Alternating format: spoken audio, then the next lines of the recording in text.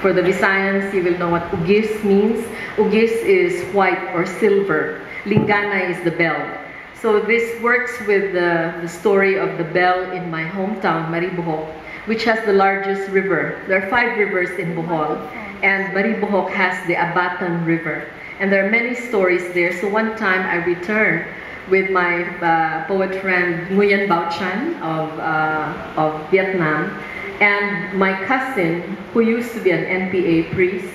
He was a priest and he became an NPA, and he got married to a Carmelite nun in a revolutionary wedding. And now he is the mayor of our town.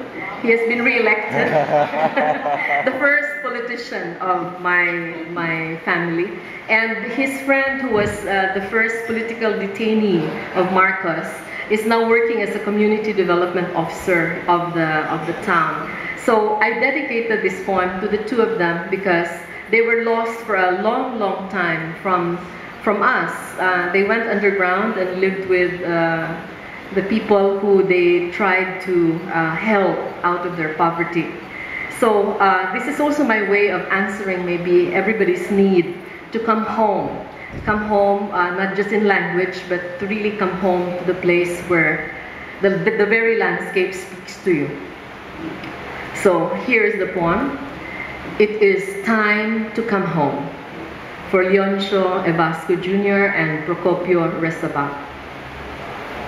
He has just paddled the banca out of Postan Gamay, where the branches of the mangrove arch above the water, a temple of dark green silence. In his heart, he keeps the oars quiet. Delivered back to the light and sound of the world, he sees, hears wild emerald doves and orioles stir the river, dipping their wings for a bath and sunning on a wire strung across the breadth of Abatan. It will soon be sunset. He catches this breath of the shimmer of wings when the birds shake droplets loose from their feathers. A light breeze passes through the nipa fronds on the riverbank, fetches faint sounds of a church bell calling the faithful to prayer. It is time to come home. As the sun slips behind Maribojoc Mountains, he comes to Bituon, the deeper part of the river, stops for a chance to hear the bell thrown long ago by the people of Malabago to defy anger of shamans, priests, and greed of marauders.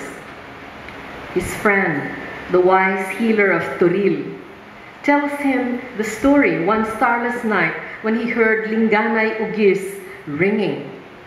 The young men in the river towns also heard it. Many dived in to see for themselves the marvel. The temple bell lies still on the riverbed. At the mouth of Abatan, children are hook and line fishing.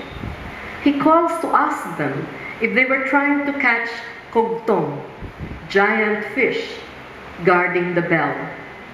They laugh and tell him, "No, but we've seen him flash huge red eyes, whip his very strong tail." The old bellkeeper is alive and well. Oh.